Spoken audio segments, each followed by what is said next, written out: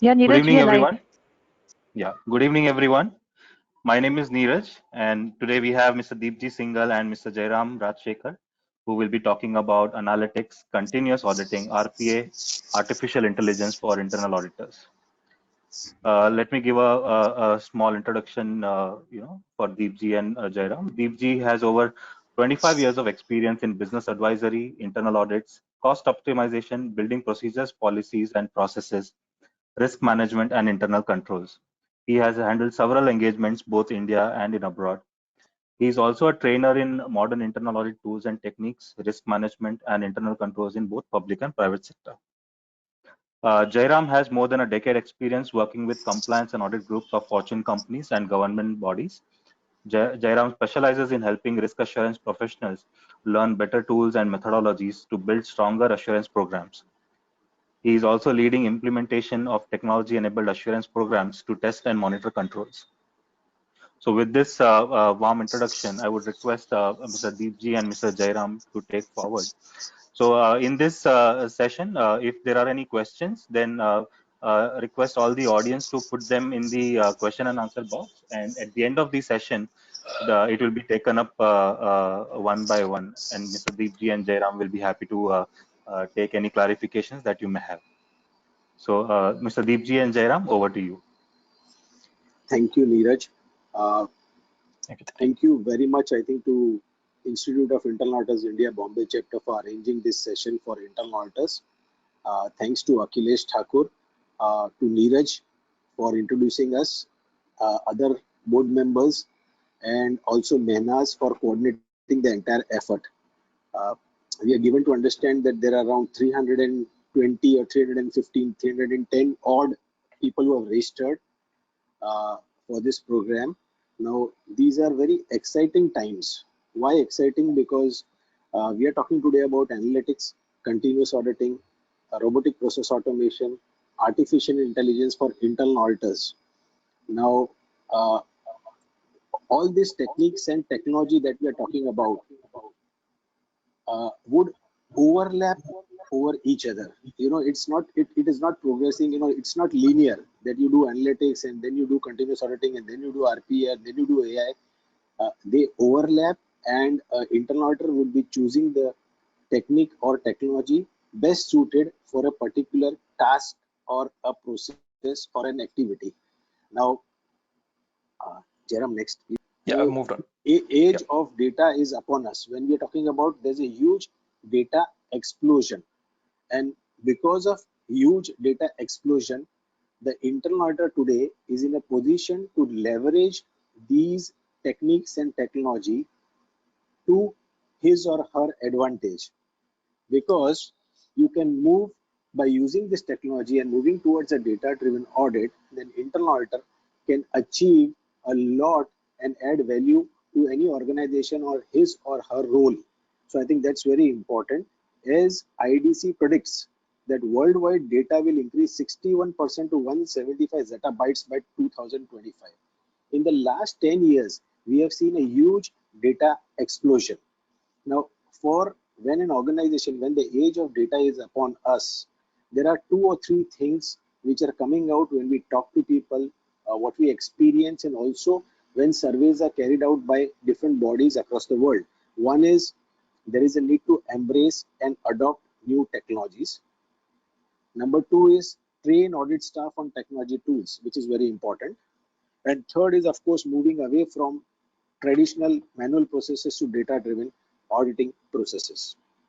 Now, uh, next, we are talking about a data driven future, again reinforcing the thought which I said earlier, that compliance demands today, compliance demands not only in India but across the world, we find continue to rank as one of the top priorities for auditors, and data ethics is taken seriously by all auditors and businesses alike. So the year ahead for internal audit will be marked by adoption of data analytics technique.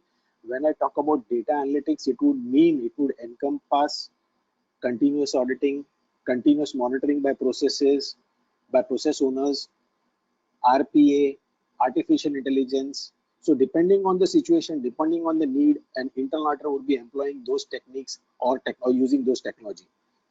the optimization of existing audit technology, and of course training auditors, because one of the repeated queries that we are asked is how do we get the right trained people who are trained on data analytics. So that's a demand which is in short supply in the market right now.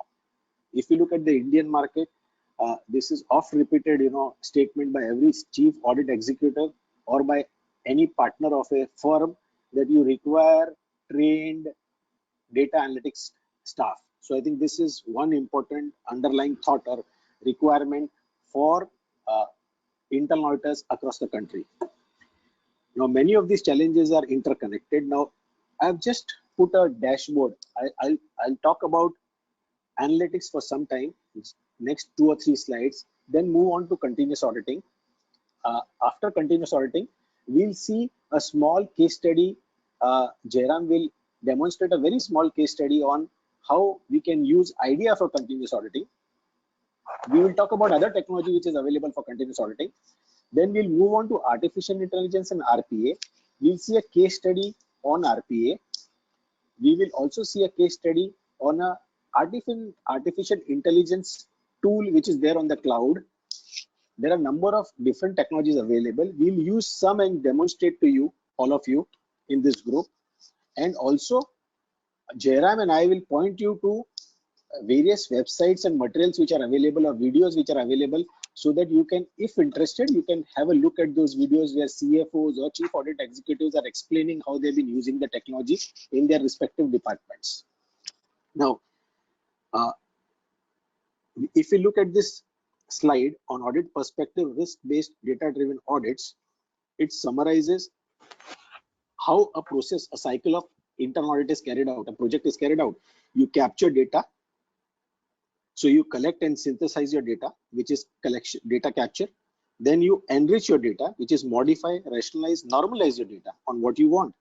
Then you validate your data, data validation, which is validate, authenticate your data. Now, this is a very important step which should not be missed by any internal auditor, because what you put in, garbage in, garbage out. So if you do not validate your data, you may get wrong results or you may get false positives. So there is a validation process.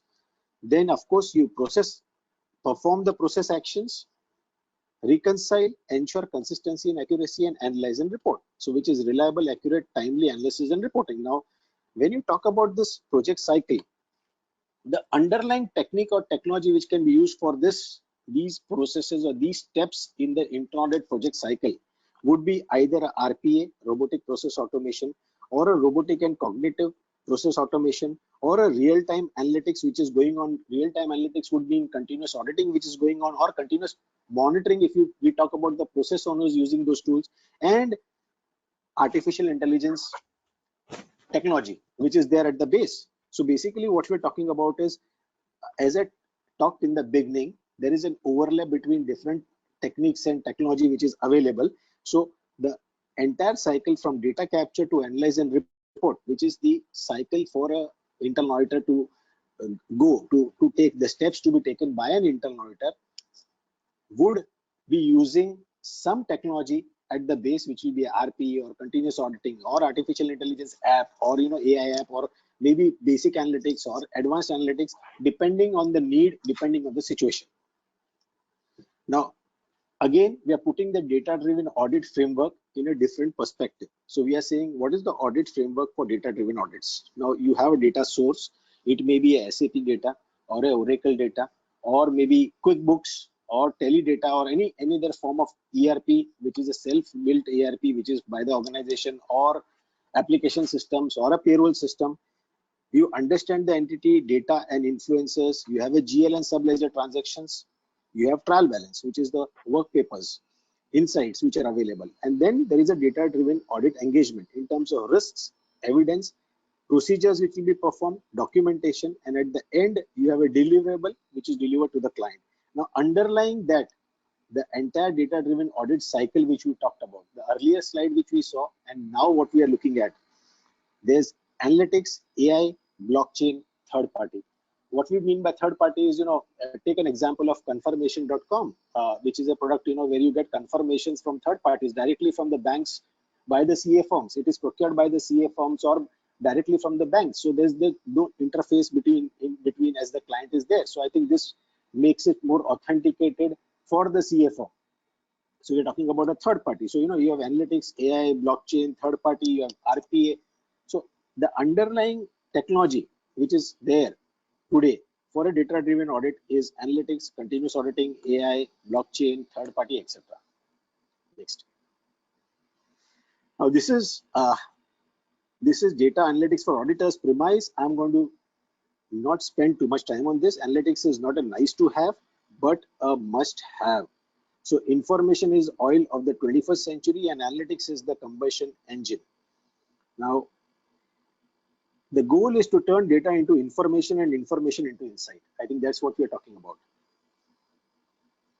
Now, why data analytics? Of course, it helps in better strategic decisions. It will help you make sense of the impact of uncertain business events.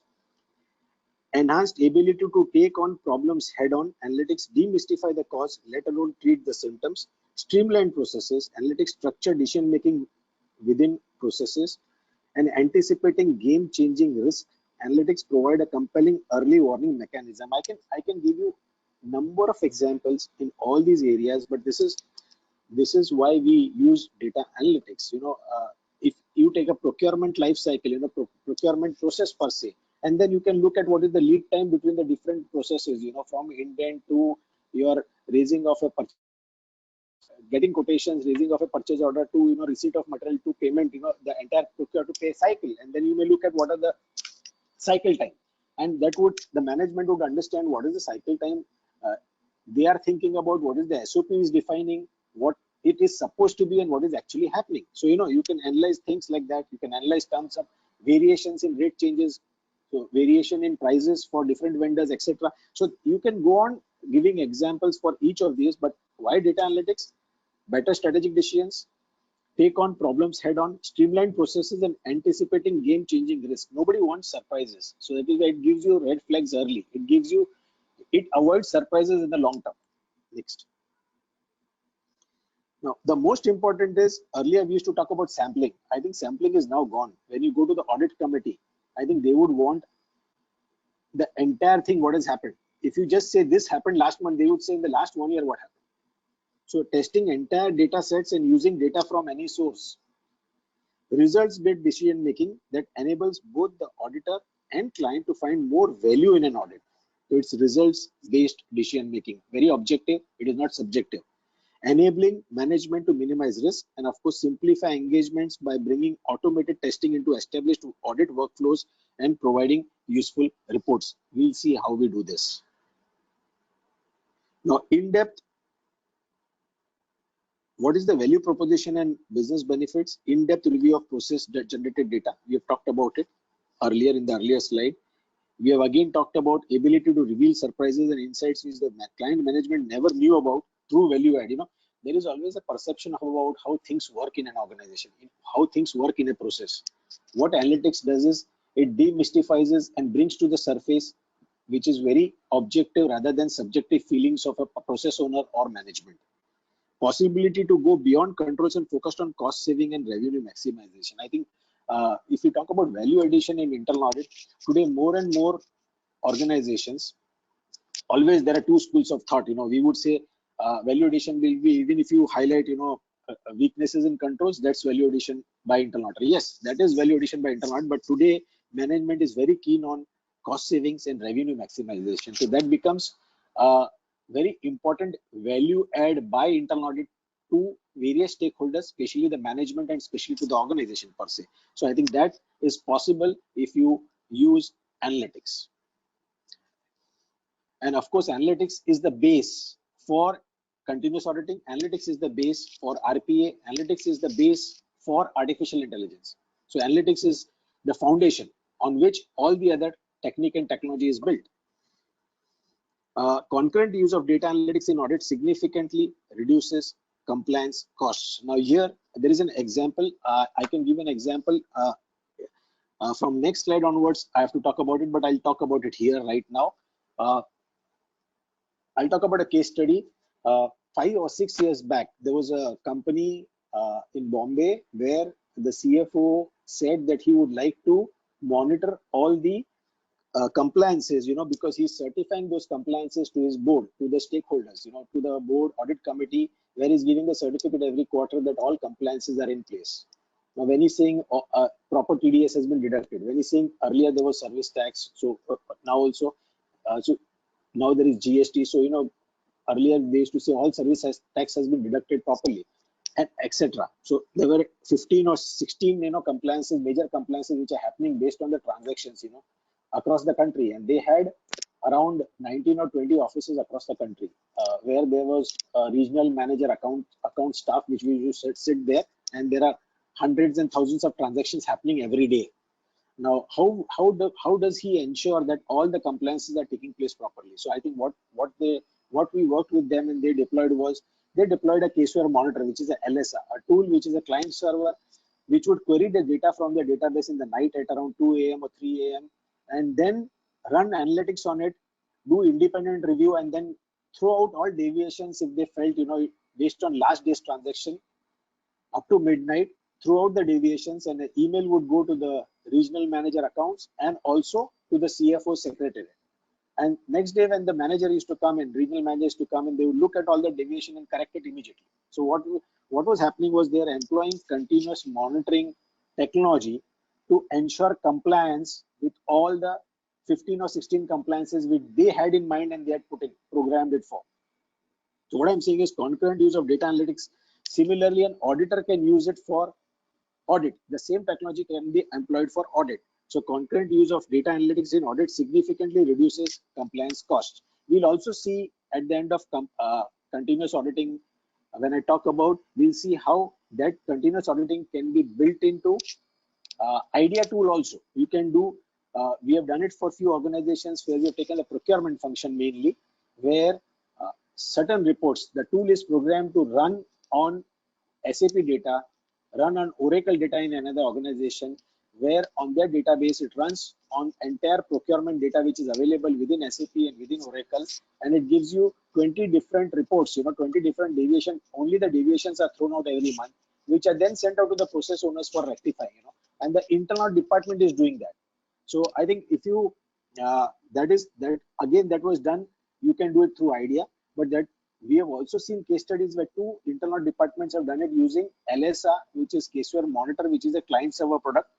So these three case studies are available on our website. So I think at the end of this session, we'll just point it out to you. So if you're interested, there's a full 1.5 hours video on these three case studies for Caseware Monitor LSA.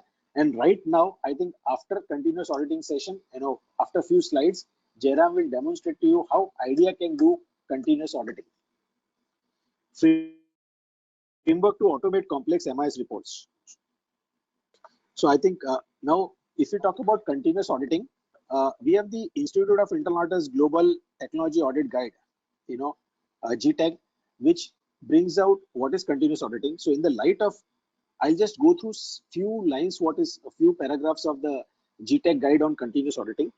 In light of Chief Audit Executive's concerns regarding the burden of compliance efforts, the scarcity of resources, and the need to maintain audit independence, a combined strategy of continuous auditing and continuous monitoring is ideal. This is what that guide talks about. And continuous auditing is a method used to perform control and risk assessments automatically on a frequent basis. Technology is a key to enabling such an approach. Now, what is important here is it is at a frequent basis. It may be daily, it may be fortnightly, it may be monthly. This guide on continuous audit is not talking about real time. Now, in banks, when we deploy the same technology for anti-money laundering, then maybe there is a need to have a real-time technology which is performing in few seconds or under a minute, because the transactions are happening so fast and money is flowing across the world that you need a real-time technology there. But that same technology can be deployed. The same technology is deployed in continuous monitoring by the process owners. Then it could be a frequent, there could be a periodicity to it because the information flowing is not so critical. And then again, continuous auditing by auditors can be carried out at a frequent basis. So I'm just pointing out, people ask, why not real time? Is it so critical that you need it real time? You can fix it once a month. If you find something wrong in procurement, you can fix it, and then it need not recur in that particular organization. So it can be done on a monthly basis, or it can be done on a fortnightly basis, or it can be done on a weekly basis. Continuous auditing changes the audit paradigm from periodic reviews of sample transactions to ongoing audit testing of 100% of transactions. Now, I think this is very important because, as I said earlier, what management would want now is 100% assurance rather than a sample check, and which is possible using technology today. Very simple technology. You don't need any high-tech technology to ensure you achieve this 100% monitoring of critical transactions or important controls being monitored regularly. Next. Although the monitoring of internal controls is a management responsibility, the internal audit activity can use and leverage continuous auditing to strengthen the overall monitoring and review environment in an organization. Now, again, what is important is, what does the management require from the internal auditors? What do the internal auditors feel is critical for the organization? So, though process owners may be monitoring the controls regularly, building validation checks into the ERP, using separate tools and techniques for continuous monitoring of controls, but an internal audit department or an internal auditor, outsourced internal auditor, may also use tools to ensure that they do look at internal controls which are critical, or activities, internal activities which are processes which are critical on a frequent basis, and employ continuous auditing technique. The employment of the tools would be the same, only the paradigm will change, only the outlook would change, whether an auditor is carrying it out or a process owner is using it. Or maybe if a bank is using it, the same tools may at a higher level may be used for anti-money laundering, etc. Next. Now, what is the power of continuous auditing? The power of continuous auditing lies in the intelligent and efficient continuous testing of controls and risks that results in timely notification of gaps and weaknesses to allow immediate follow-up and remediation. Now, I think one of the case studies which is there on the website, it's a 1.5 hour case study, is that a real estate, a very large real estate company, they deployed this to look at their procurement process, and then they looked at maybe 50 or 60 objectives in procurement in terms of rate variation, different vendors supplying rates, supplying the same material at different rates to different locations, because they had more than 100 locations across the country and so on. So they had a full list which was available with them. They programmed it, and on a monthly basis, reports were generated, deviations were generated, which was given to the procurement department, and which was also had a copy used to come to the internal auditor, and on a quarterly basis they could look at it, along with procurement, to see how those controls are, how those risks are mitigated and how those controls are managed by the organization to ensure that nothing goes wrong or it is prevented in future. So I think we will talk about that case study after Jairam shows you how IDEA can be used. He can demonstrate how, where we can see those case studies. The next is, by changing their overall approach in this way, auditors will develop a better understanding of the business environment and the risk to the company to support compliance and drive business performance.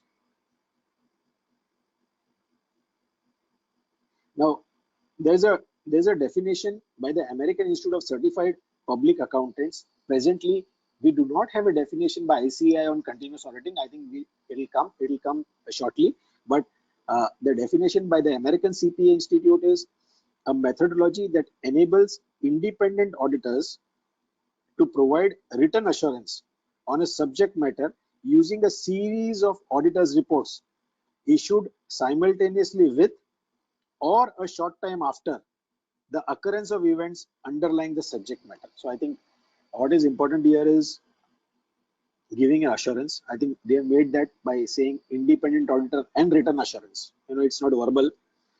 By series of auditors reports, so it need not be one report, because naturally you're carrying out continuous auditing, so you'll have series of reports. It may be simultaneously at the time of occurrence of the event, or maybe within a short time. So you observe that, you give a report, and this is the definition on continuous auditing by American Institute of Certified Public Accountant. I would request Jairam to, before I move on to artificial intelligence and RPA, I would request Jairam to just demonstrate how IDEA can be used for continuous auditing, very easily, because that's a very widespread tool across the country. So how that can be used, and I think he'll do it in a very short time, and then we move on to AI, RPA, and we'll talk about the other technology. Thank you. Thank you. Good evening, everyone. When we talk about continuous auditing, analytics is at the heart of continuous auditing because it is the analytic engine which generates the exception report or the management control report. But the plus which comes over and above the analytics is scheduling the report, notifying the stakeholders. That is what is the additional value which continuous auditing brings. Now, in the case study I'm going to present over the next couple of minutes, I have a procurement file from SAP on which my end objective is to show to you significant rate variations on material procured at certain plants, and I want to present it graphically to you.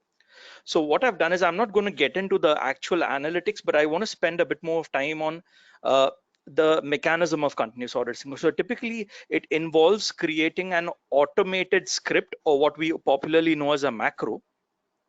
And once that macro is prepared, you just need to schedule the macro. So typically I have the script ready with me here, and I'm going to go a bit slow so that you can see the screens. You see there is an option available here where I can schedule the script. Now that is the script which is going to visit the procurement data downloaded from SAP. It's going to apply the analytic to identify the rate variation, and it's going to express it in the form of a chart and graph as well as a tabular representation. So here we just schedule the script, and a couple of things you'll notice here. You have an option within IDEA itself where you can run the scheduler. Earlier versions of IDEA, you had to schedule it in the Windows Task Scheduler, but now you can schedule it within IDEA. So what I'm going to do is I'm going to set the scheduler, right? It's showing an earlier time, but I'm going to set it to 1634. And you'll notice something interesting here. You have an alert management system here where you can enter an email ID of a stakeholder to whom the successful run of the report will be delivered.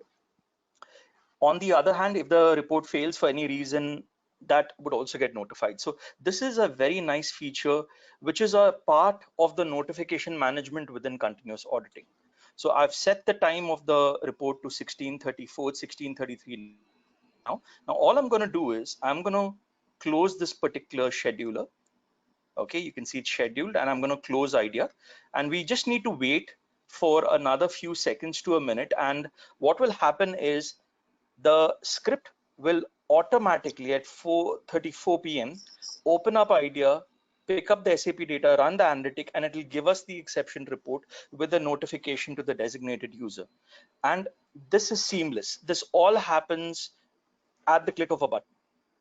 You don't need to go and manually perform each of the tasks separately. Everything will happen automatically. And that is the real essence of continuous auditing. Now, you can actually have this scheduled, let's say in the morning, you can have it scheduled as transactions happen through the day. Something which has come out of the slides is it's not going to be a real-time schedule, right?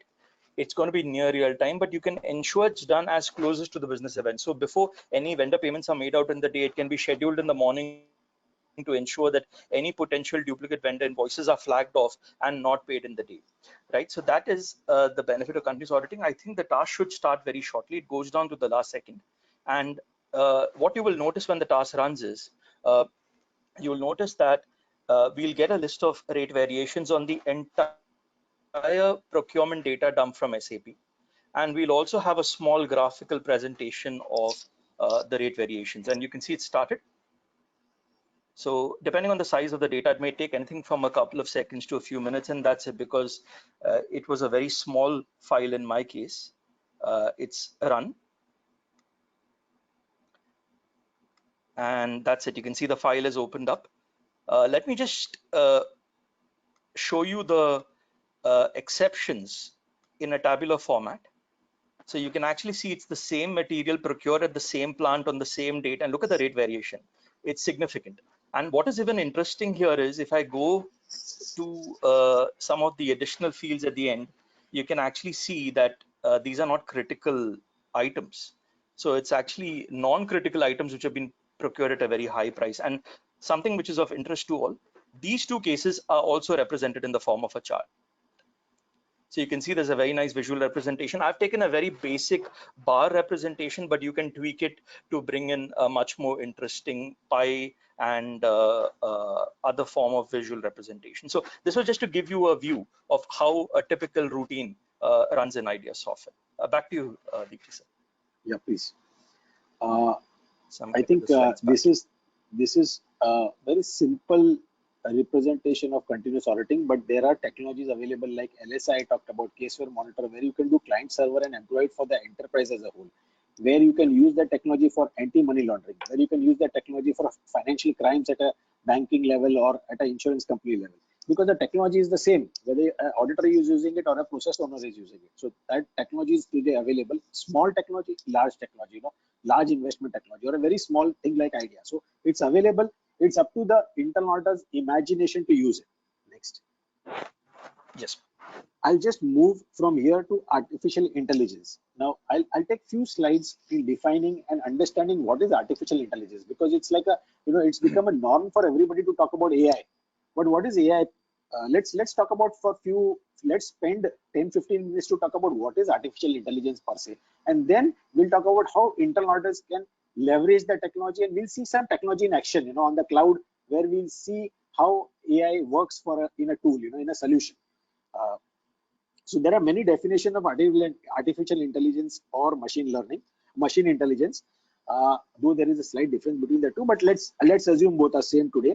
And what it means is automation of activity associated with human thinking. So it may be decision making, it may be problem solving, it may be learning, or it may be overlap of all these three, or one of these two, and so on. So AI is about creating machines to do things people are traditionally better at. Now, if I explain that AI is the branch of computer science concerned with the automation of intelligent behavior. Intelligence is the computational ability to achieve goals in the world. But in short, if I have to just summarize this slide, AI is all about mimicking human behavior. What AI does is it mimics what a human being can do. Next. What are the common AI terms and concepts? So, you have machine learning. It's a subset of artificial intelligence. Machine learning algorithms build a mathematical model based on simple sample data known as training data in order to make predictions or decisions without being explicitly programmed to perform the task. Now, there is unsupervised machine learning, supervised machine learning. Now, unsupervised machine learning would process information without human feedback nor prior data exposure, but supervised, it will require human evaluation. Now, then you have natural language processing, which is NLP, a subfield of linguistics, computer science, information engineering, and artificial intelligence concerned with the interactions between computers and human languages, in particular, how to program computers to process and analyze large amounts of natural language data. Now, NLP uses machine learning to learn languages from studying large amount of written text. Abilities include, I'm not going to read each one of those, but abilities include semantics, machine translation, name entity recognition, natural language generation, natural language understanding, question answering, sentiment analysis, automatic summarization. Now, I think all these things go behind a simple AI app which one looks at, which you just press a button, it runs. So I think there's a lot of technology going into it in terms of machine learning, natural language processing. Next. We're talking about neural network, or artificial neural network, which is a circuit of neurons with states between -1 and 1, representing past learning from desirable and undesirable paths with some similarities to human biological brains. Now, I think that is there. And then we talk about deep learning. I think all of us use deep learning every day, but we don't realize it. So deep learning is a part of the broader family of machine learning methods based on artificial neural networks with representation learning. Learning can be supervised, semi-supervised, or unsupervised, and deep learning has been successfully applied to many industries. I think we're talking about speech recognition or drug discovery and medical image analysis, marketing, customer relationship management, CRM softwares that we see about. And I think we use deep learning frameworks. Just think about it. PyTorch, which is there in Facebook, TensorFlow, which is there in Google, Apache Amex Net, Chainer, Microsoft Cognitive Toolkit. There are a lot of them. We are using them on a daily basis on social media, but we don't realize how we are using deep learning, how neural network technology is being used, how machine learning is being used by all of us on a daily basis. Next. So I think this is just a context where we are talking about artificial intelligence at the top, so at the bottom, at the inside, you have got deep learning, then you've got machine learning, and then you've got AI, just to give a diagrammatical representation how this sit. So now let's talk about the challenges for artificial intelligence. When we talk to people, what are the challenges? What challenges remain for AI? We are talking about AI for businesses, AI for auditors, but let's see how they converge and how everything moves on for how it will work for internal auditors. So I think we'll arrive there. What are the challenges for AI? What if we do not have good training data? The world is biased, so our data is also biased. Okay, with deep, narrow applications, but not wide ones. The physical world remains a challenge for computers. Dealing with unpredictable human behavior in the wild. So I think all the right noise being made about what are the challenges for AI. Next. What are the global developments in AI? At a global scale, the main business drivers for AI are, irrespective of the challenges that we talked about, there are global developments for AI, and why they are happening is higher productivity, faster work, more consistent, higher quality work, seeing what humans cannot, predicting what humans cannot, and labor augmentation. I think these are all the reasons why we have AI. Now, if we have talked about challenges and benefits of AI, why we are having AI, if you look at it from the audit perspective, I think the slide for business also applies to audit, because auditors also want the same thing: higher productivity, faster work, more consistent, higher quality work, seeing what humans cannot, predicting what humans cannot, cost savings, including displacing people. That's happening. So I think what do we have? We have RPA, we have automation, we have audit apps, we have machine learning, we have AI statistical methods. So all this is available for internal auditors. So the audit perspective is the auditors will be using this technology, have already started using these technologies. So what is the audit perspective? RPA and audit apps. Audit apps using artificial intelligence. So we'll talk about automation and RPA, what it is, who does it, how it can help. Then we'll talk about AI, risk-based audit methodology, reusable on any data source and automates process from end to end. First, we'll talk about RPA, then we'll talk about artificial intelligence, which I talked about earlier. We'll see an example on that also. So what is the audit perspective? Machine and deep learning. What it is: machine learning, statistical methods, outlier analysis. And deep learning is continuous monitoring, learning from big data.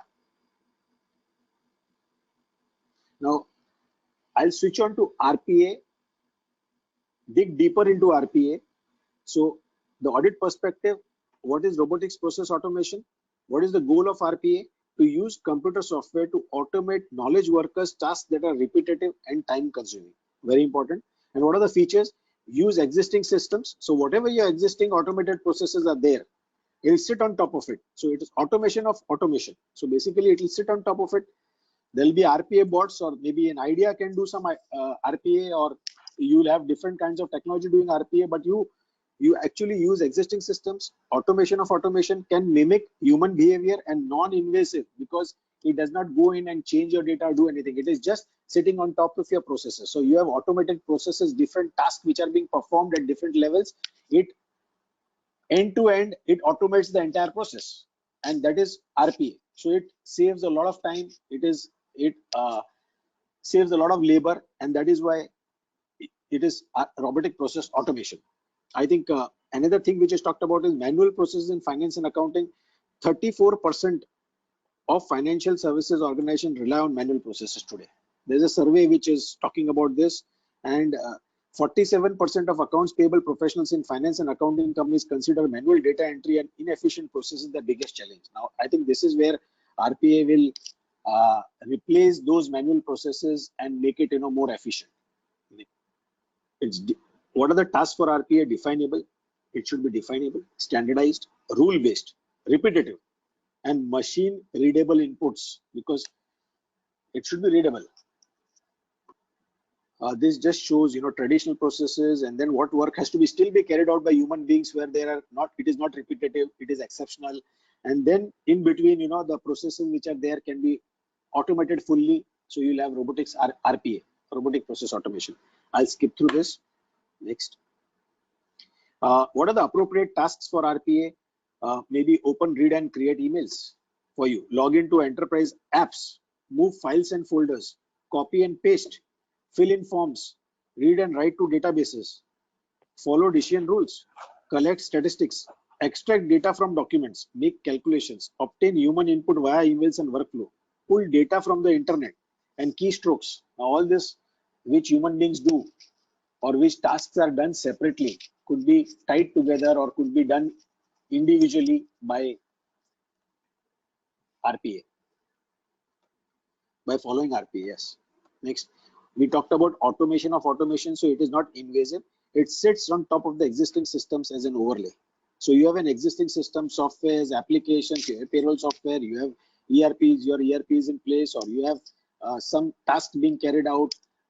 You are extracting data from a PDF file. You are then putting it into QuickBooks or into Telepackage. Then maybe you are looking at a vendor invoice. So all those tasks, it can sit on top of it, automate the entire process, that entire chain, and then will be RPA. Potential to achieve streamlined end-to-end automation. Now let's look. Yeah, no problems. Next.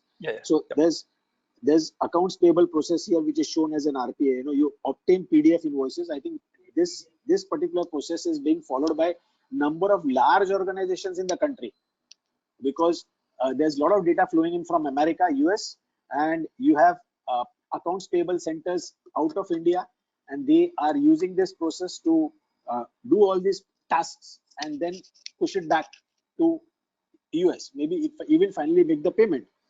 Here we are not talking about a payment, we are talking about just a confirmation. But yes, you obtain PDF invoices, you extract customer data from the PDF invoice. So you have the name, address, invoice number, invoice amount, which you extract from the PDF.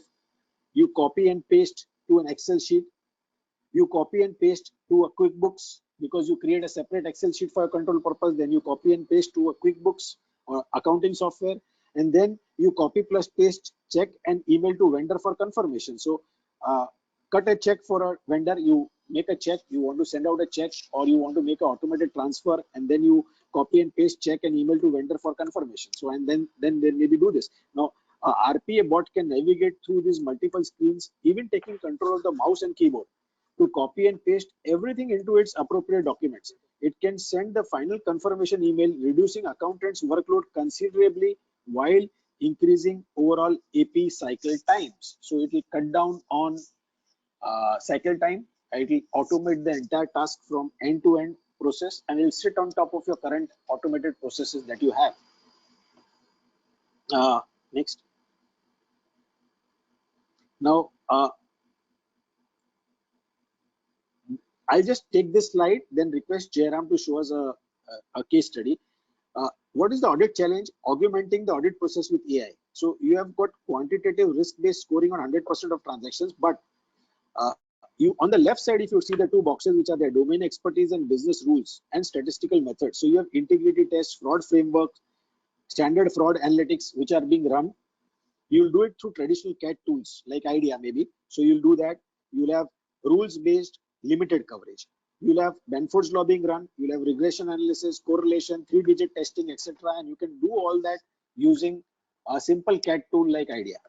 Then you have got machine learning, which is human intelligence scoring, rarity, outlier detection, reinforced learning. You can do small part of it in IDEA, but you'll require more sophisticated AI tools to do that.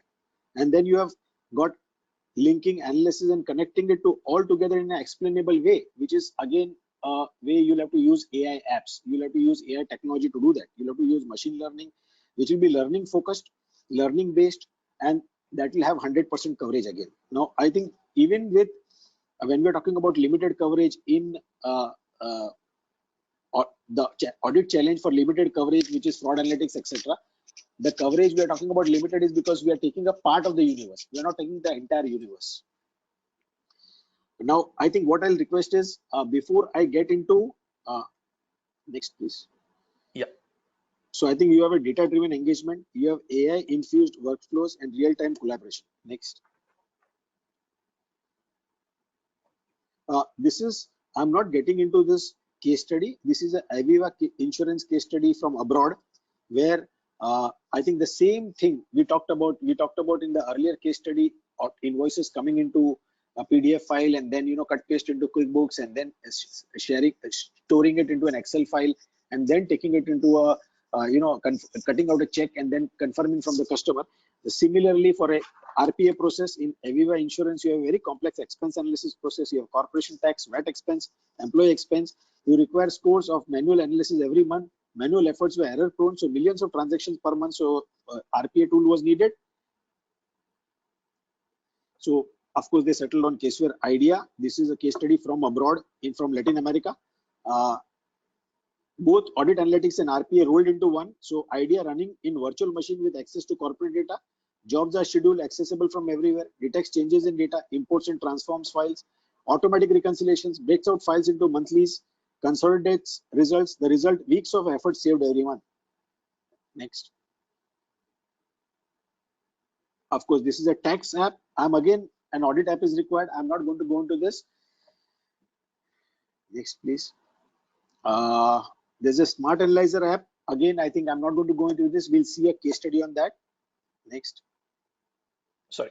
So before this, so what I'll request Jairam to show you a RPA, robotic process automation in action with Idea, which is a limited purpose, which is available.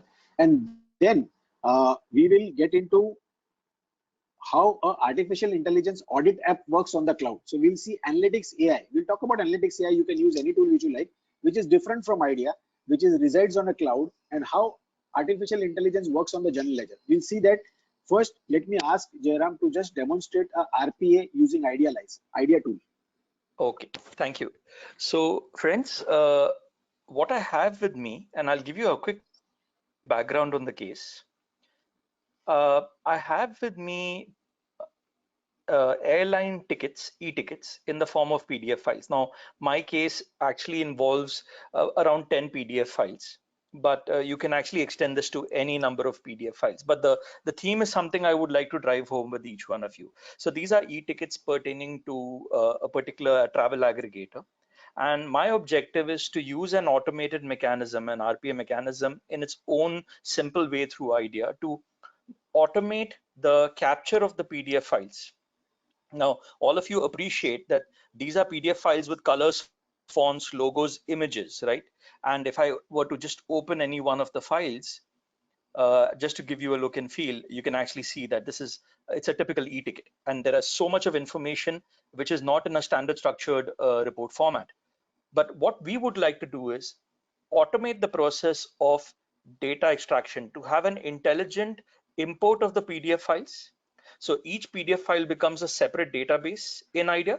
Then we would like to aggregate them and create one combined database of all the e-tickets. And then we run a duplicate check to look for any duplicates in travel. So the objective is like a duplicate travel claim activity. Now, the way we've done this is there are a number of components working within the RPA, but what you'll get to see is a very simplified mechanism. One, how do we convert PDF files into a structured database? How do we append the databases? How do we do a duplicate check? So I go to Idea, and what I have done is I already have these activities which form part of the RPA module configured and created. So I first go into, let me just expand this so that I can see the screen very clearly. Just give me a minute. So you can actually see here that there's one activity within the RPA module which would import the PDF files, right? And as I'll again mention it to you, I'm doing it with around 10 PDF files, but you can extend it to any large number of PDF files. And the next module within the RPA will append the PDF files into a database and look for a duplicate check. So typically here, I schedule the first module within the RPA. And I'm going to set the times apart so that it runs seamlessly one after the other. So let me set this to around maybe 57. Okay, once again, you have an alert mechanism which is available. Okay, so this is done. And for the second part of the RPA module, which is the aggregation of the PDF files and the duplicate check, let me schedule that too. And let me set this to maybe around, so that takes about a minute, so maybe 59. Okay.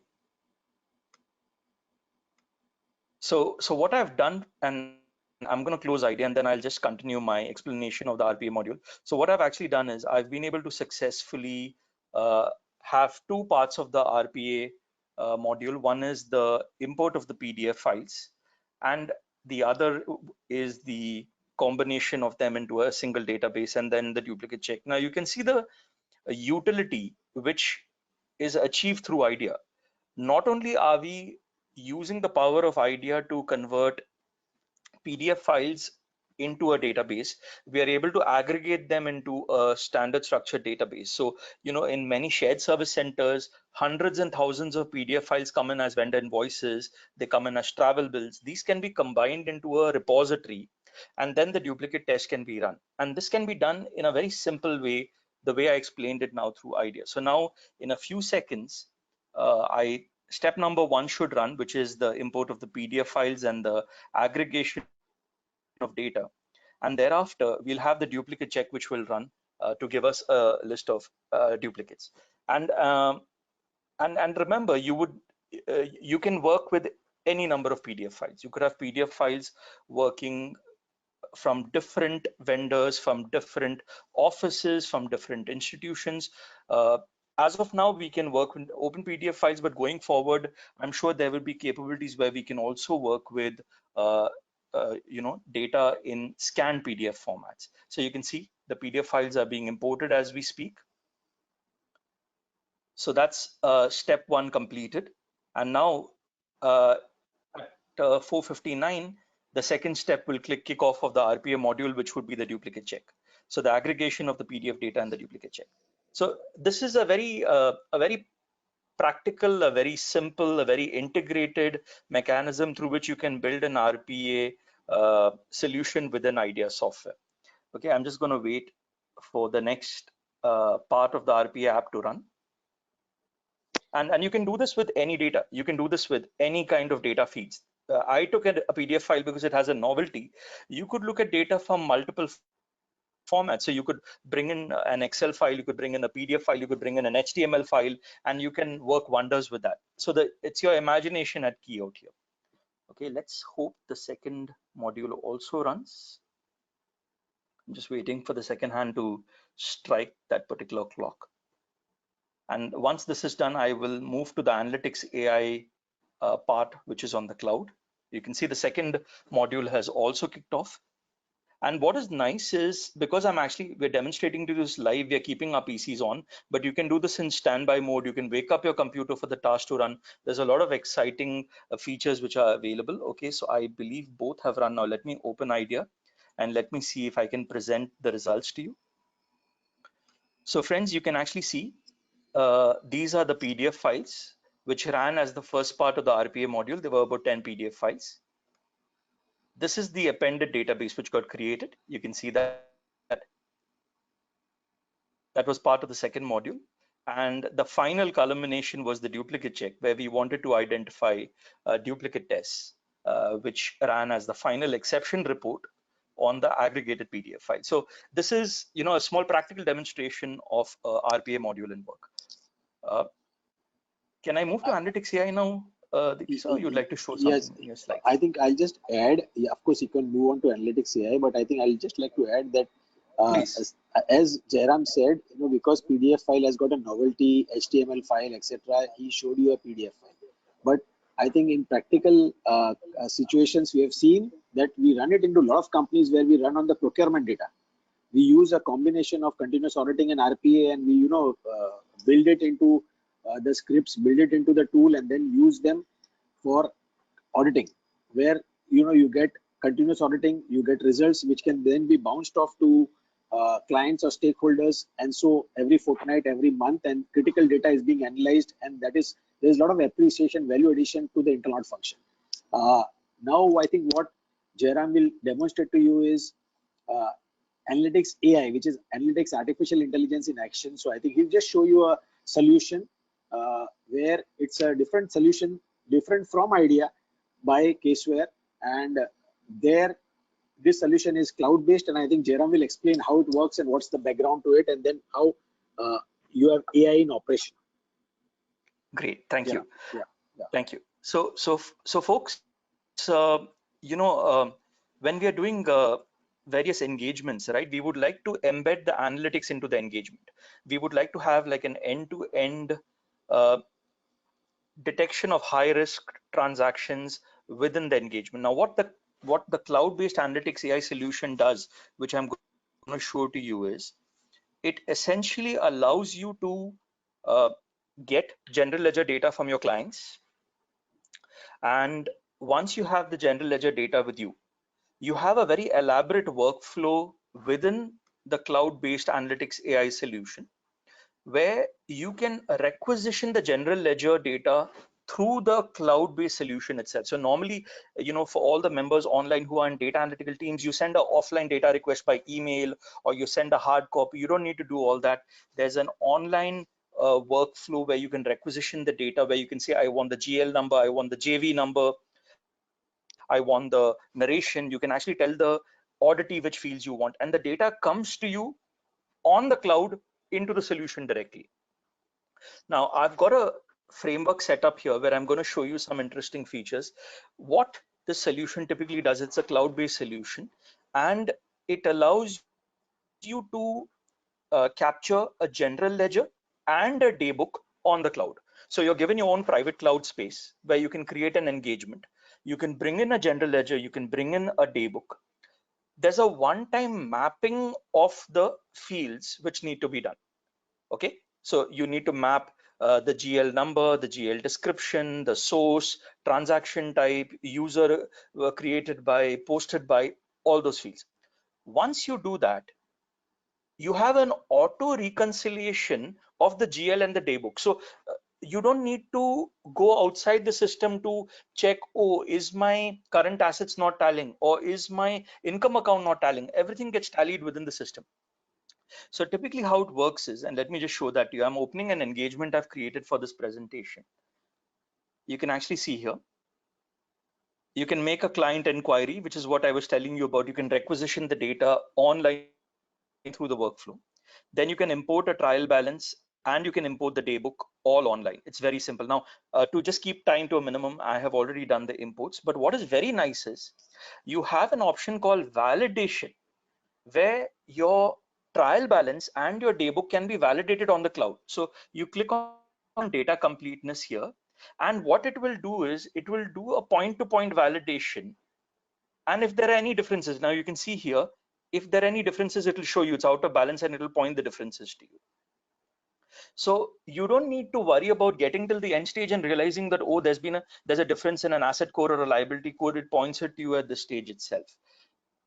Once you bring in the GL and the trial balance, pardon me, and you do your data validation check, the next activity, which is really nice, is the solution comes along with over 12 pre-built analytic AI and ML based transaction risk monitoring tests.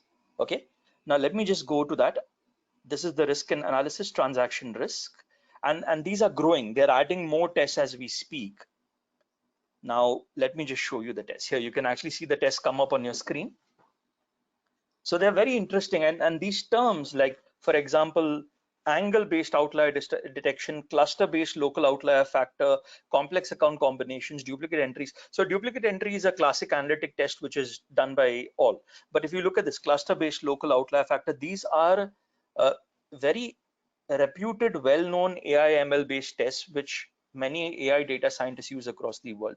These are already configured and available for you. Now what you need to do is map the trial balance and the GL. Once that is done, do your data validation check. Once that is done, you simply click on run test. That's it. Now you'll notice here, the software scans the data and assigns auto risk scores to various tests, which you can also change. You can actually set influencers. You remember there was a point called influencers in one of the slides where you can set a higher risk on certain heads of accounts. So we give an example of a startup. For a startup, their revenue recognition is very critical. So if you feel the startup is manipulating revenues, you can set a higher risk for the revenue income head. Now, once we click on run, the test run, you can see the test run is in progress. And it's very, very quick. It's completed and the results get displayed in the form of a unified risk map. You get like a risk summary here where you can actually see it's showing you which are the high risk, medium risk, low risk and zero risk transactions. And what is nice is you can click on high risk and it will actually go into the details here. So if you scroll down, it is showing you which are the transactions impacted by various transaction risk categories. So you can click here and it will show you which are the transactions here, right? It's very interesting. Let me just scroll down here. You can actually see that. And then it shows high risk entries by users, high risk entry by journals, journal types. It shows you which are the high risk entries in specific months. So the visual representation is very powerful. And right at the bottom, because we all need that as auditors, it actually tells you which are the transactions which are in the high risk category. And I think this is a very, very convenient, a very integrated, a very seamless mechanism to use risk scores given to you by a solution on the cloud. Plus, you can even tweak the risk scores to, add in your perspective on the transactions. And then these can be, downloaded. They can be taken to IDEA and analyzed further. So this is a very interesting solution called Analytics AI. Okay. Yes, please. I think why we are showing you is that different solutions are available. You may use any solution that you want, but internal auditors will have to necessarily graduate to. They're already doing analytics for the last 10 years, but they'll have to necessarily graduate to using technology like continuous auditing, a mix of techniques in continuous auditing, using technology for continuous auditing, using technology AI apps, and so on. So life will be different from now on, or earlier last 5 years we have seen a sea change in how CA firms, professionals, industry, internal auditors in industry are using technology. So all sorts of technologies available which is being used. So I think today's session, that is why I was on continuous analytics, continuous auditing, RPA, artificial intelligence. Now all this or a combination of some of this will be used by every internal auditor. Now we have not talked about, but in IDEA you have a general ledger outlier test which uses machine learning. So there is a machine learning outlier test. I think that's there on a website also. So I think people can just go there and look at it, how that is being run. So again, machine learning is used within IDEA tool to look at a general ledger, get outliers. Here we have seen a number of AI tests, machine learning AI tests, which are done on the cloud. So you just take your port your general ledger, put your accounts directly to the cloud, ensure that you run this test, get outliers, get high risk transactions, take it to your machine or you on the cloud, analyze them, or take it to your machine, analyze them, drill down, look at the transactions, analyze them, and then find out what's happening. So earlier you used to go to each ledger and do manual general ledger scrutiny. Now what you're doing is you are using artificial intelligence, machine learning to do, this is nothing but a general ledger scrutiny. You're looking at, you get high risk transactions, outliers immediately on the fly. So I think for each engagement you can do that. You can even, I think in the coming years, as the journey progresses with more and more technology being used, we'll be able, an internal auditor will be able to author their own tests into the artificial intelligence tools. So you can author your test, what you want, and then get it done for the organization. So I think this is the way forward. This is the journey which is happening. Now, what is analytics AI? I think we talked about brings analytics directly into engagements. with artificial intelligence based analysis, analytics AI improves efficiency, quality, and value by analyzing all data at once. This is just an example to demonstrate to all of you what is the future. The journey has already started. Now, I'll not get into these. Next. I think this is, we just saw this, so I'm not going to go into all these things, you know, yeah, I'll just move ahead. Yeah, please. This is the screens that we saw, you know, what you say. Just go back, I think. Is this okay, or go back further? Next. Yeah, integrate your, what it does is integrates your audit process lifecycle, collaborates with clients on a single platform, makes every audit a data-driven audit, use data analytics through all phases of projects, use RPA where manual work is an obstacle, use audit apps where process is well defined, augment audits with statistical models and machine learning, evolve to continuous monitoring and deep learning. I think this is a to-do for all internal auditors. You know, decide what one needs to do, what is a value add for the client and for the firm, if it's a CA firm, or for the internal department. So I think integrate your audit process, collaborate with clients, make every audit a data-driven audit, use data analytics through all phases of projects, use RPA where manual work is an obstacle, use audit apps where a process is well defined, augment audits with statistical models, machine learning, and evolve to continuous monitoring and deep learning. I think fraud analytics, we have already talked about all those things, comprehensive coverage of process, storing evidence, using the analytic tools on the steps. Right now, today, I think we are told that this is the fraud awareness week or something in the US, and even in India, we are celebrating that because we see a lot of programs on fraud risk management for internal auditors. Also, a lot of regulation by SEBI and by the Companies Act, where there are a lot of regulations being thrust upon the professionals to report, and for the organizations to report on, you know, fraud related activity which is observed in organizations. So I think what analytics will do for you, what AI apps will do for the internal auditors is relieve some pressure. In the sense, you'll be able to do comprehensive coverage of processes, area under review, strong evidence using the analytics tool on the steps taken for each test. So I think that's very important. Full coverage of the period under review, or even sample selection. If you have still done sample selection, I think it'll be stored within the tool. There'll be audit evidence. It will be stored in the form of a flow chart or the steps taken, so that it offers protection to the internal auditor, devising and completing various tests for detecting any anomaly or red flags, and focusing on transactions areas which show patterns which are deviant to the norms. So fraud analytics, very important to use analytics, very important to use AI apps to protect the internal auditor per se, or to protect the CA firm which is carrying out internal audit per se. So I think these tools again become very important, because as you carry out your work, it's all stored automatically. The processes are stored automatically.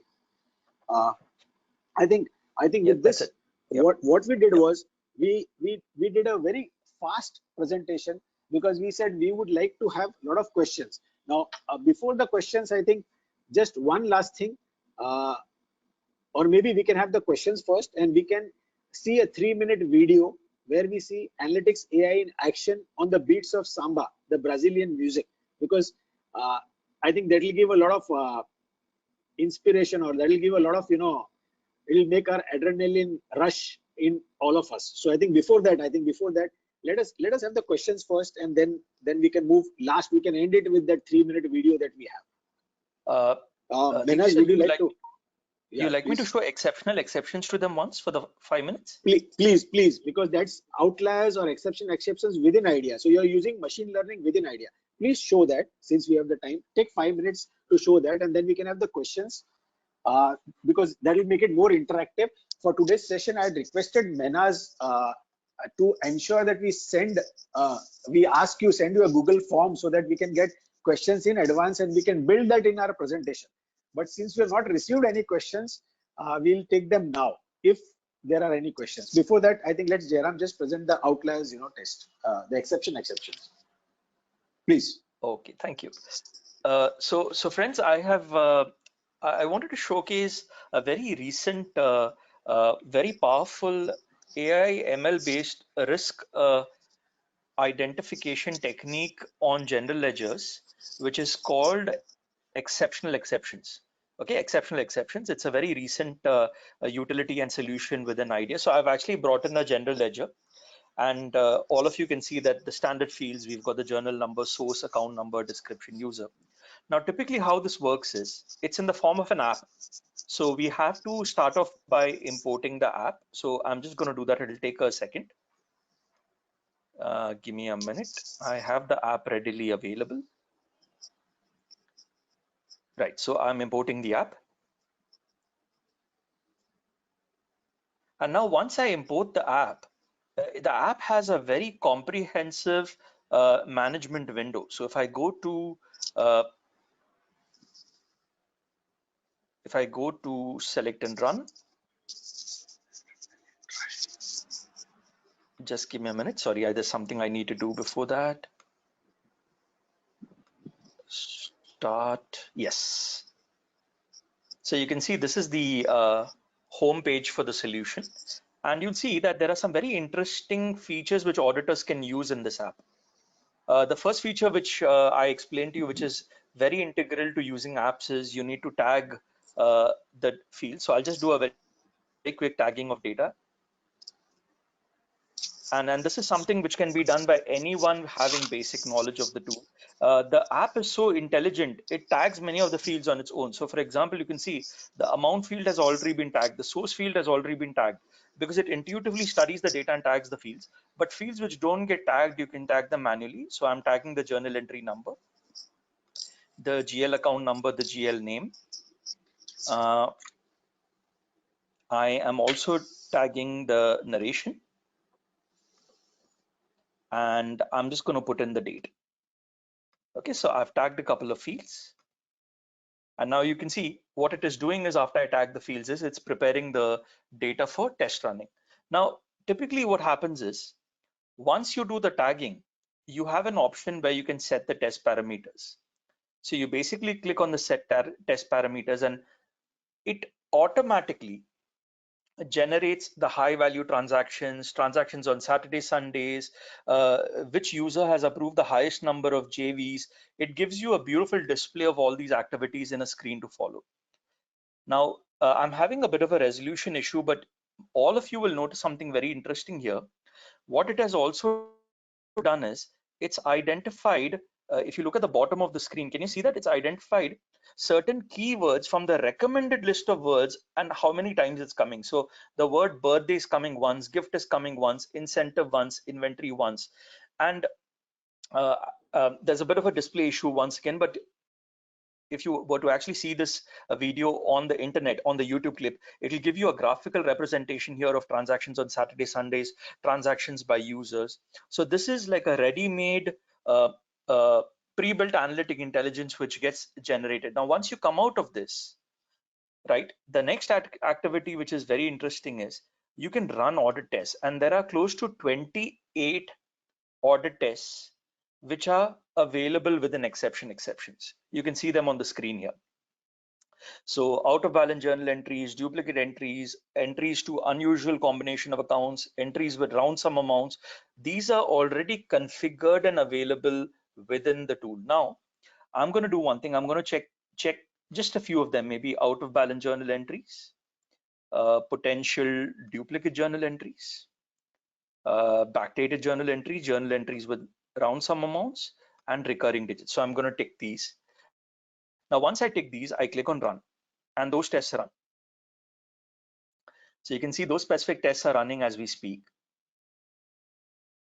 And once the run is complete, okay, I'm just going to come out of this particular screen. Once the run is complete, you can come back here and you have an option where you can generate a risk-based sample. So based on the tests which I've run, you can click on generate a risk-based sample. Let me score and aggregate the tests first. Okay, I think because of that visualization view, there was a problem. Give me a minute. Let me just check this out.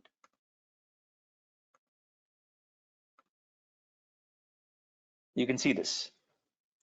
So it's showing you the number of records generated under various categories, right? So it studies that, it scans and reviews the entire the entire general ledger, and it identifies exceptions in every categories, and it's done. I have picked only 5 tests, friends, but you can do this for 28 different metrics in JV testing, and it gives you readily all the records. And you just, if I want to see now which are the potential duplicate journal entries, I click here. Now maybe it's hidden, just 1 minute. So wherever the cases apply, it will show those cases to you. So it's a very useful tool to help you map, identify high-risk journal entries, and you can then use the ready-made risk parameters either generated by the system, or you can set your own risk parameters, which is available here. You can score and aggregate them, and at the end you are able to generate a risk-based sample. Now that's not happening because I could not execute the test parameters. But before I hand it over to Deepji, I just wanted to show you one thing. If you all go to Google and if you type Caseware exceptions, there's a YouTube video.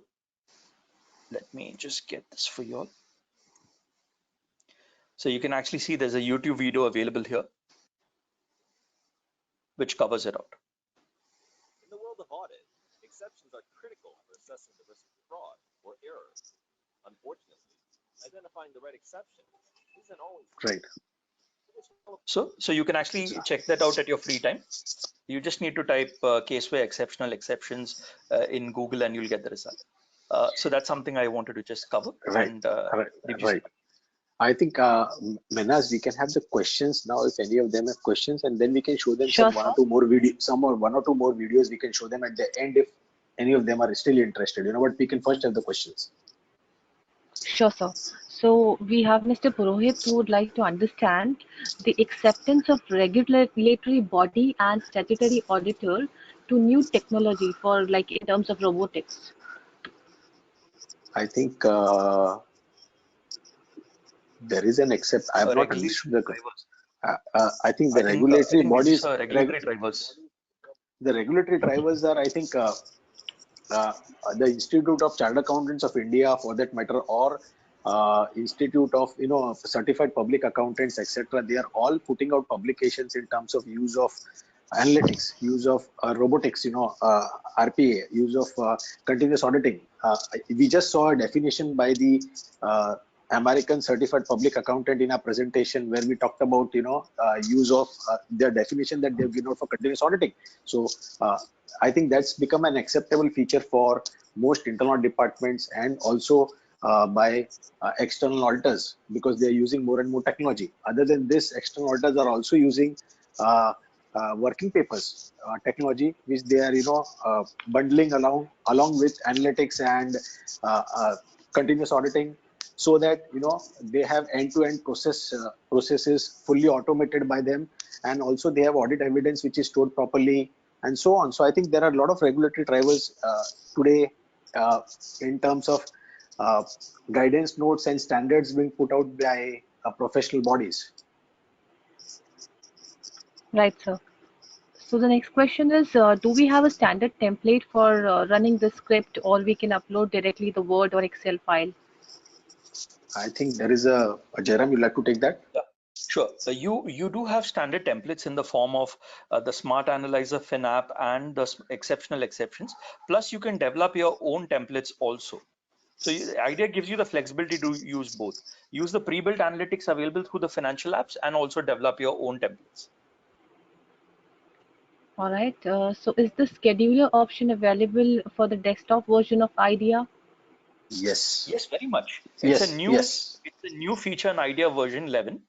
In IDEA version 10, for those who've used earlier versions of IDEA, you had to do the scheduling outside IDEA, but now Caseware has introduced the scheduling within IDEA. So you can do it within IDEA version 11. The only point you need to keep in mind is you need to run IDEA as an administrator so that the scheduling works, because scheduling typically is a program administrator's function. Absolutely. Okay. How does the model checks on the duplicates? In which function? I'm sorry, it's already inbuilt. Yeah. Okay. Sorry. So there is no elaboration to this. So probably in case if he is live with us, he might post next question. So what is duplicate in that file output. So I don't know which file. I mean, could you get the question, sir? I think we just ran duplicates. The duplicate test is already pre-built. So Okay. The duplicate it's test is based on the pre-built. same invoice number, based on the key number. It is pre-built, but it is based on a particular key number, on which a duplicate test is run. So same invoice number may be duplicate. So maybe the same person, the same amount comes out, it will be duplicate, and so on. So it's run on a key number, and it's all the built-in test which is available, and that's how you get a duplicate results. Right, sir. How can we use supervised learning in the internal audit? Supervised learning, I think you have to use tools and then go on building it into the tool. So then in machine learning, when you're talking about supervised machine learning and unsupervised machine learning, unsupervised is just which is being run regularly, and supervised would be to have a big mass of data and then keep on adding to it. Basically what do you want, and the machine will also learn based on what you're doing, what are the steps being taken by the human beings, and then it will mimic the human behavior, and so on. The machine will be learning and you are supervising, continuously feeding it. Okay, sir. So this is the last question that I have. Is it compulsory to install IDEA tool if we want to use RPA, AI, or analytics? No, not for RPA, not for AI, but for analytics, yes. Because Yes. analytics is the base of all the other things. But for analytics, you need to have IDEA, or you may have some other tool, or you may have some other solution which you're using. But you need to use analytics as an internal auditor. But yes, for IDEA, you need not have AI for IDEA, you do not have RPA for IDEA, but you need analytics. Analytics, IDEA go together. Okay, so I think we have Yeah. one more question, which is, can we directly upload the SAP or Tally reports in this software instead of the standard script? I'll take that. Yeah, please. Yes. SAP, So yes. But okay, please, Jairam. you have a yeah, sure. You have an accounting package integration capability where IDEA can integrate with over 100+ accounting packages, and through that, the Tally daybook, the trial balance, can be picked up directly and brought into IDEA. For SAP, you will have to use an SAP connector if you want to bring the data directly from SAP into IDEA. That's called the Smart Exporter. But then, if you don't want to use the connector, you can work with downloaded files from SAP. Okay. So with this RPA and AI, do you think the US and Europe audit market will be outsourced to India? Most likely, I would hope so, but I don't have a definite answer for it. But already there are a number of internal departments in India working out of Bangalore, Bombay, Chennai, where I know, I will not name the companies, where they have got internal auditors, a whole bunch of internal auditors, 30, 50, 100, and so on, who do internal auditing for the world. So that's been happening for the last 10 years. It's not a recent development now. It's been happening for a lot of time now. You have, let's take HP. HP, I can name one. HP is having a internal department sitting out of Bangalore, and they do internal auditing for maybe regions across the world, Europe and so on. Maybe the chief internal auditor sitting in US, but they have the teams here who travel across the world and do auditing. So like this, there are a number of companies. I can just go on naming those companies which are already doing that for the last 10 years, and it's increasing. So I think with use of technology, with the labor arbitrage, with the skill sets that we have as Indians, maybe yes, it'll happen over a period of time. It is already happening, and it'll happen more, which is what I'm hoping for in future. Yes. Right. Can robotics be used as fourth level of defense in the organization? It may or may not be. Yes, no problems. I think it all depends. Technology will be used, of course, but I think there'll be somebody to supervise the technology, right? An internal auditor. Gray cells will be required, because as I always say, I think that's a common phrase which I've used in all my talks, that auditors will not be replaced. Auditors with tools will replace auditors without tools, that sort of thing. So ultimately auditors will be required. Yes, there'll be a fourth line of defense or whatever you call it, but you will require to use technology. Right. So is there a limitation of, yes, sir. Sorry. Sorry, please. No problem, sir. You can continue. I just said that gray cells will still be required. The auditor's gray cells would still be required. technology alone cannot work in isolation. So I take the next question, sir, which is there a limitation to uploading the PDF files? It has to be 1 or 2 pager, or you don't have any limit to it? In No, which there's no limit. solution? There's no limit. One more thing we can do is the case studies I talked about, continuous auditing, for compliance regulatory requirements being met by CFO using, a solution for continuous monitoring of controls. And then we're talking about continuous auditing by 2 different departments in the country. Even this video we talked about, 3-minute video, all these things, we'll just have a listing made, Menas, and maybe we can just send it out to all the participants who have attended the participation, who are attending. So they'll get a list, and if they want, they can go and visit those sites, and they can have a look at those videos, they can look at those white papers or whatever. Yeah, there are a few questions which I'll just read out. Can robotics replace humans in future? No, I don't feel so. They will still. I think there are a number of schools of thought, but I feel the gray cells would still be required. They cannot replace completely. They'll replace some of the tasks carried out by human beings, but they cannot replace human beings. Next question is, does creating a script and idea require RPA coding knowledge? No. No, it doesn't. No, it doesn't. No. It's simple, visual, basic. It's a very simple, basic. And drag and drop and etc. Okay, how do we pursue the management cost and benefits for automation? I think that each one will have to look at the situation, because I think, but there has to be a blueprint prepared for what technology somebody would like to use in a year, and how it will be imbibed or embedded in your internal department or in the profession where you're planning to use it, and what will be the payback and how it will be used. So then you have to do a cost benefit analysis, and then go on adding technology to your toolkit. And that's how you go ahead slowly. So you take you drop a roadmap for a short-term period, say 3 years, and then take first year and say, what technology will you use? How will it benefit the clients if you're in profession or in the internal department, and how it will benefit the organization per se, and then weigh the cost and benefits and then go ahead. So it will depend from case to case. But I think analytics is a no-brainer. Its payback is very swift. It's not like a process tool, like a working paper or something where it will take ages for a person to get a payback. Analytics is a very fast payback, few months, I would say. But then again, what is the appropriate technology? How much cost has to be spent will depend from case to case. Say thank Sure, you to sir. all of you, to all the Thank you so participants, much. and to you. Thank you to you, Menas, for being with us. For this Thank you. 1 hour 40 minutes, Thank 37 minutes. Yes, Thank sir. you. Thank you on behalf of Thanks. IIE and all the participants. It was really a wonderful session. So thank you. Have a nice day. Thank you. Yeah. Thanks a lot, Menas. Thanks. Bye. Thank Bye. you. Thank you, sir. Bye.